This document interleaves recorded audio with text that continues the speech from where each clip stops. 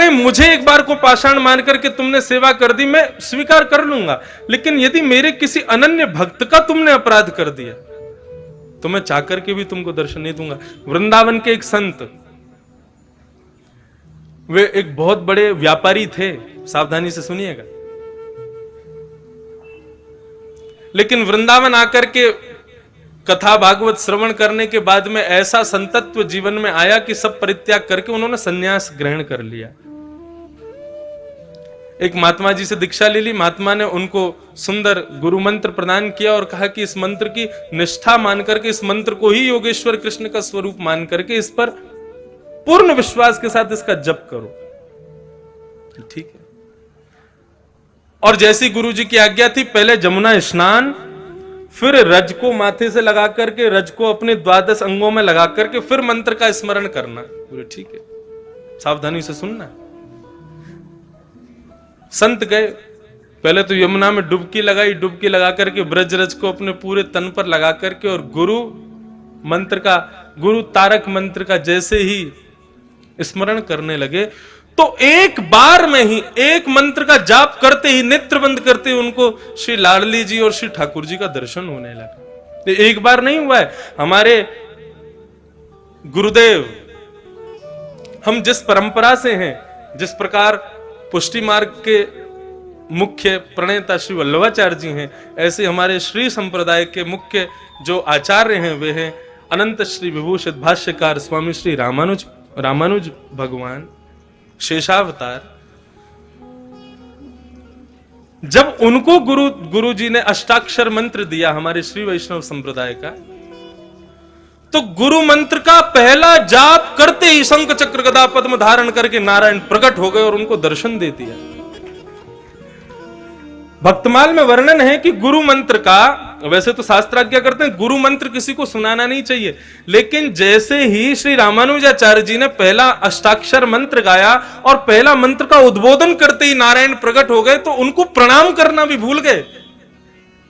क्या किया? बोले गोपुर है आरूढ़ उच्च स्वर मंत्र उच्चारो। हमारे श्री वैष्णव संप्रदाय में जो दक्षिण में मंदिर होते हैं उनके बड़े ऊंचे ऊंचे गोपुर होते हैं। आप लोग तिरुपति जाओ, श्रीरंगम जाओ, श्रीरंगम का गोपुर तो महाराज किलोमीटरों दूर से दिखाई देता है।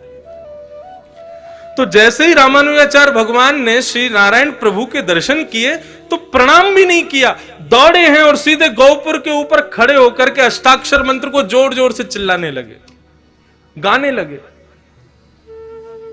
आचार्यों ने कहा, बोले अपराध कर रहे हो, गुरु मंत्र को खुले में गा रहे हो। तो रामानुजाचार्य जी कह रहे हैं, जिस मंत्र का एक बार उच्चारण करने से नारायण दर्शन दे दे, ऐसे मंत्र को गुप्त नहीं रखूंगा मैं तो सबको सुना दूंगा ताकि सबको दर्शन हो जाए। कैसा भाव रामानुजाचार्य जी का। अभी दिसंबर में पूज्य मलुक पीठ वाले महाराज जी ने भक्तमाल की कथा अपने निवास पर गुरुदेव के स्मृति में की, तब उन्होंने श्री रामानुजाचार्य जी के प्रसंग में ये भाव सुनाया। मन को इतना भाया कि आज तक कम से कम नहीं तो ज्यादा से ज्यादा नहीं तो 10-12 हजार मालाएं तो अष्टाक्षर मंत्र की कर ली होंगी, लेकिन हमको दर्शन नहीं हुए। तो वे क्या कह रहे हैं, बोले कि इतने विश्वास से गुरु मंत्र का उन्होंने उच्चारण किया कि नारायण एक बार में ही प्रकट हो गए। गुरु मंत्र में इतनी सामर्थ्य। तो वृंदावन के उस भक्त को गुरु तारक मंत्र दिया, वो कहा इसका जाप करो।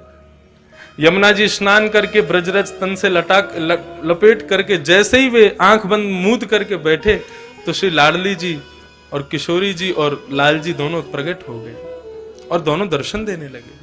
और केवल दर्शन नहीं, लीला का दर्शन कराते थे उनको, और वो बैठे बैठे वहीं पर लीला का दर्शन करते थे। आज ठाकुर जी मान कर गए हैं, आज ठकुरानी मान कर गई हैं, यहां ठाकुर जी ठकुरानी को मना रहे हैं, आज ठाकुर जी को ठकुरानी मना रहे, ऐसा दर्शन उनको होता। एक बार कोई विचित्र लीला ठाकुर जी दिखा रहे थे, उसमें ऐसी लीला हुई कि उस संत को बहुत जोर से हंसी आ गई, और जैसे ही उसको हंसी आई इतने में ही सामने से कोई भगवान का भक्त था, लेकिन अपंग था, उसका एक पैर नहीं था, वो वहां से जा रहा था। अब जैसे ही उसका वहां आना हुआ, इनका जोर से हंसना हुआ, इसकी हंसी को सुनकर के उन्होंने विचार किया कि मेरे इस दुर्बलता पर ये हंस रहे, मेरी अपंगता पर हंस रहे। और इस बात का विचार करके वो बड़े दुखी हो गए। जैसे ही उनके हृदय में दुख आया, इनके नेत्रों में ठाकुर ठकुरानी का जो दर्शन हो रहा था वो अंतर ध्यान हो गया।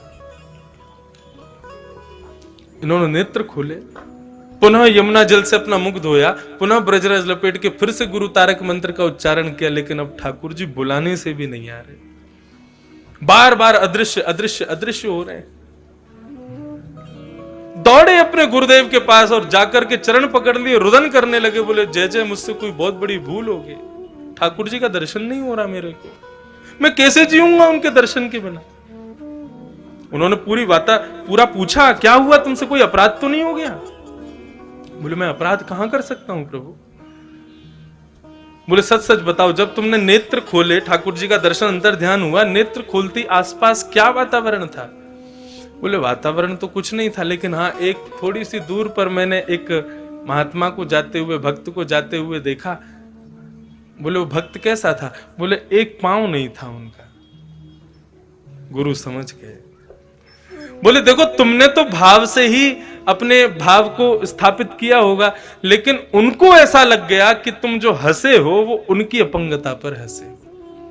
और बेटा, भगवत अपराध से तो मुक्त हो जाओगे, लेकिन भगवत भक्त अपराध से भगवान कभी मुक्त नहीं करते। अपना मान टले टल जाए, पर भक्त का मान न टलते देखा। गुरुजी आज्ञा करो, मैं क्या करूं? बोले वृंदावन में जितने भी साधक महापुरुष हैं, सबका भंडारा कराओ और सबको दक्षिणा दे करके, सबके चरणों में दंडवत प्रणाम करके सबसे क्षमा मांगो। जिससे तुमने अपराध नहीं भी किया उससे भी क्षमा मांगो। क्षमा में इतनी सामर्थ्य है कि ठाकुर जी पुनः प्रकट होकर दर्शन दे देंगे। उन्होंने वही किया, सबको प्रणाम किया, सबको। बंधुओं, क्षमा। हमारे पूज्य नाना जी क्षमा का इतना सुंदर भाव बताते थे। वे एक बार मुझे बता रहे थे, बोले लाला, जब नाना जी विद्यालय में पढ़ते थे तो बता रहे थे, बोले मैं छोटा सा था और नाना जी की माता जी, हमारी पर नानी हुई नाना की माता जी, तो पर नानी ऐसी कुछ भाव रहा होगा। तो नाना जी की माता जी बीमार हो गई, तो नाना जी के मामा जी ने आकर के गुरुदेव को बताया, बोले कि एक किशन लाल की माता जी बीमार हो गई हैं गुरुजी, लेकिन हम पर इतना धन नहीं है, क्या करें, कैसे करें, आप बस प्रार्थना करो ठाकुर जी से वो जल्दी स्वस्थ हो जाएं।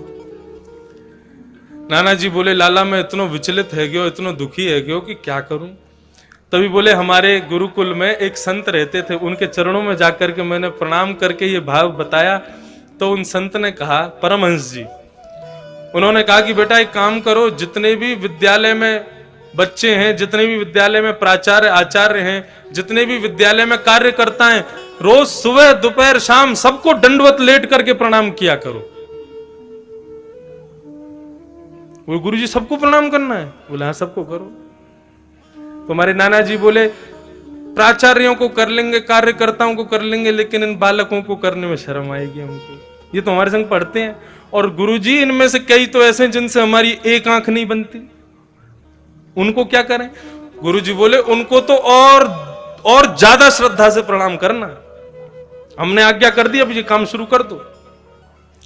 नाना जी बताते, बोले मैं सबको प्रणाम करता, जिनसे मेरी बनती नहीं थी ना उनको मुंह फेर के प्रणाम करता, लेकिन करता जरूर था।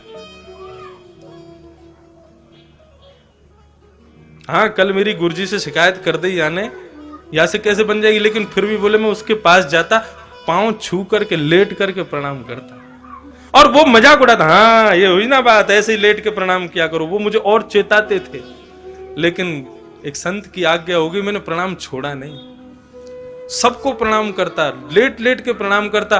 बोले लाला, एक दिन, 2 दिन, 3 दिन बीत गए, चौथे दिन से जो मुझसे ईर्ष्या करते थे ना, उनके हृदय में भी ऐसी दया आ गई कि जब मैं प्रणाम करता तो वो भी हाथ उठा, अरे भैया बस अब तू, क्योंकि सुबह भी करते, शाम को भी करते, दोपहर में भी करते, रात में सोने से पहले भी करते। बोले पूरा विद्यालय इतने करुणा भाव से मुझको देखने लगा, सब इतने प्रेम से भाव से सब कृपा करने लगे।